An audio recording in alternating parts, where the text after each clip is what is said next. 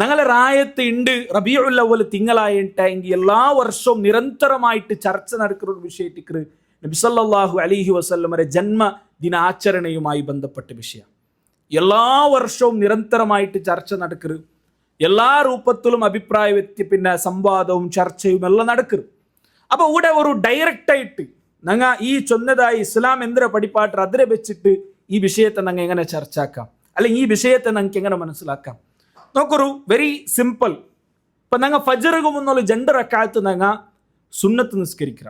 അത് സിമ്പിളായിട്ട് മനസ്സിലാക്കുക. ഒരു ഉദാഹരണം എനിക്ക് ചൊന്തേണ്ടതായിട്ട്, ഫജ്റിന് മുന്നുള്ള ഞങ്ങൾ 2 റക്അത്ത് സുന്നത്ത് ഞങ്ങൾ നിസ്കരിക്കുക.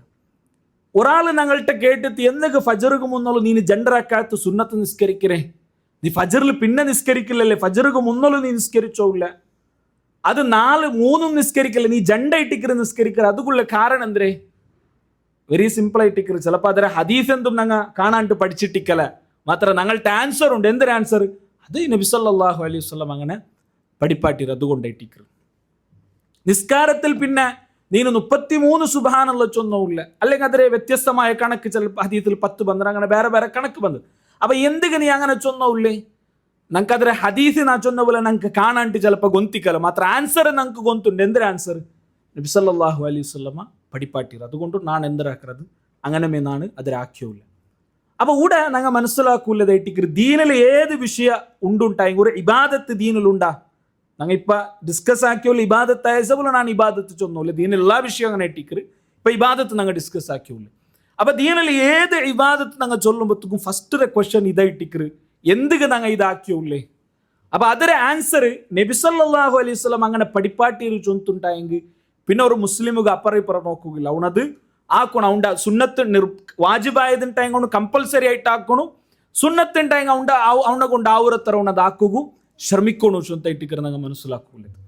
അപ്പം നബി സല്ലല്ലാഹു അലൈഹി വസല്ലമയുടെ ഈ ജന്മദിന ആചരണം അഥവാ റബീഉൽ അവ്വൽ 12 ഉള്ളതായ നബി സല്ലല്ലാഹു അലൈഹി വസല്ലമ പെറ്റ നാളുള്ളതായ ആ ആഘോഷം ചൊല്ലത്, അതിലെ ഇതേ ഒരു ക്വസ്റ്റ്യൻ ആ വിഷയത്തിൽ ഞങ്ങൾ ഒന്ന് കേട്ടു നോക്കാം.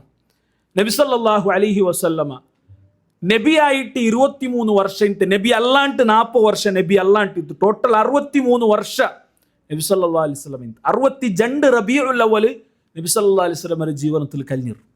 ഈ 62 വർഷത്തിൽ ഏതെങ്കിലും ഒരു വർഷം നബി സല്ലല്ലാഹു അലൈഹി വസല്ലം അവിടുത്തെ ജന്മദിന ആഘോഷ ആക്കിറ അതായിട്ടിക്കറ് ഞങ്ങൾക്ക് പരിശോധിക്കുള്ളത്.